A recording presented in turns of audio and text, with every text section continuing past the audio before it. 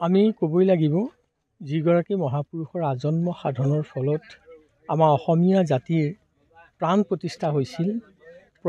পৰ্বত ভৈয়াম জাতি জনগোষ্ঠী সকলোৱে মিলন ক্ষেত্ৰ কৰিছিল মহাপুৰুষ শংকৰদেৱে, যাৰ কাৰণে ভাওনা সংস্কৃতিকে মূল আধাৰ হিচাপে লৈ মহাপুৰুষগৰাকীয়ে অসমীয়া জাতিটোক একতাবদ্ধ কৰিছিল। কিয়নো ভাওনাত সকলো দিশেই আছে। ভাওনাত যদি আমি চোৱা যায় নৈতিক শিক্ষা আছে, ভাওনাত যদি চোৱা যায় আধ্যাত্মিক শিক্ষা আছে, ভাওনাত যদি চোৱা যায় সামাজিক শিক্ষা আছে, সংস্কৃতি শিক্ষা আছে। সকলো শিক্ষাৰ প্ৰাণকেন্দ্ৰ হৈছে ভাওনা, যাৰ দ্বাৰা মানৱ জীৱনক ধৰ্মৰ যে জয় অধৰ্মৰ যে পৰাজয় এই কথাখিনি আমাক সুন্দৰভাৱে ভাওনাই আমাক শিক্ষা দিছে আৰু নৈতিক শিক্ষা দিছে, আধ্যাত্মিক শিক্ষা দিছে, ঈশ্বৰমুখী চিন্তা দিছে। আৰু ভাওনাত এটা কথা মহাপুৰুষজনাই কৈছে যে শুদ্ধই বা অশুদ্ধ তথাপিতো কৃষ্ণৰ নাম এই সপ্তৰসে নাটকৰ অনুপাম। 7টা ৰসেৰে নাটক সৃষ্টি কৰিছিল যে যিয়েই নহওক এয়া হৈছে কৃষ্ণ বা ভগৱন্তৰ গুণানুকীৰ্তন, যাক লৈ মানৱ জীৱনৰ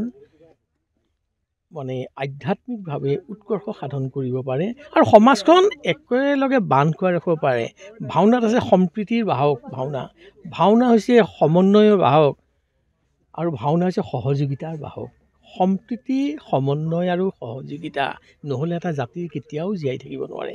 সঁচাকৈ মহাপুৰুষগৰাকীয়ে সকলোকে একত্ৰিত কৰি জাতি ধৰ্ম বৰ্ণ নিৰ্বিশেষে সকলোৱে উপভোগ কৰিব পাৰে, য'ত ধনী দুখীয়া উচ্চ নীচ সকলো একেখন মঞ্চৰ তলতে বহি পেলাই সকলো একেলগে থাকিব পাৰে। এনেকুৱা এখন মঞ্চ আমাক দি থৈ গৈছে।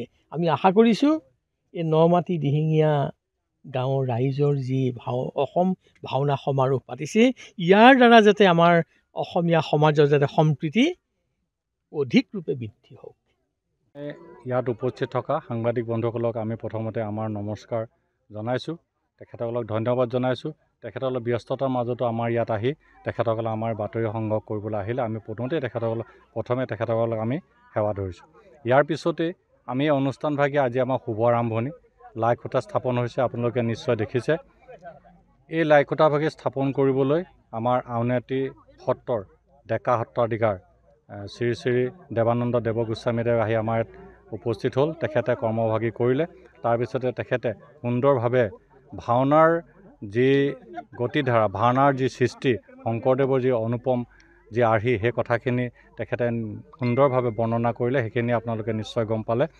ইয়াৰ আমি এটা কথা ক'বই লাগিব যে ইয়াত প্ৰথম উদ্যোগ লৈছিলে এচাম যুৱকে। সেই যুৱকসকলৰ পৰা বিস্তাৰিত হৈ তেখেতসকলে আমাৰ এই অভাজনক সভাপতিৰ দৰে এক দায়িত্ব দিলে। মোৰ কাষতে আছে প্ৰধান সম্পাদক বিমান দত্তদেৱ আৰু অজয় দত্তদেৱ আছে, কৰ্ণ বৰুৱা আছে, আমাৰ সাংস্কৃতিক বিভাগৰ তৰুণ ভাগৱতীকে আমুখ্য কৰি কাৰ্যকৰী সভাপতি আমাৰ ইয়াতে আছে, দ্বিজেন বৰগোহাঁই, বিনোদ বৰগোহাঁই, বিজয় বৰা, সকলোৰে সমন্বিতে যিসকলে ইয়াত আজি আমি দেখিছোঁ, আজি প্ৰায় বহুত দিনৰ পৰা বিভিন্ন ধৰণে আমি কাম কাজ কৰিছোঁ যদিও আজি প্ৰায় 3-4টা দিনৰ পৰা আমি এটা সবল উৎসাহ দেখিলোঁ আইসকলৰ, যুৱকসকলৰ, যিসকলে এই ইয়াত থকা পথাৰখিনি চাফ চিকুণ কৰি এক একাত্মবোধে ভৱিষ্যতৰ দিনত এই অনুষ্ঠানভাগি সফল কৰাৰ ক্ষেত্ৰত তেখেতৰ যি মানসিকতা, আমি সেই মানসিকতাত মই এজন অভাজন হিচাপে, সভাপতি হিচাপে মই নথৈ কৃতাৰ্থ হৈছোঁ। আৰু ভৱিষ্যতৰ দিনত আমি ভাবিছোঁ এই অনুষ্ঠানভাগি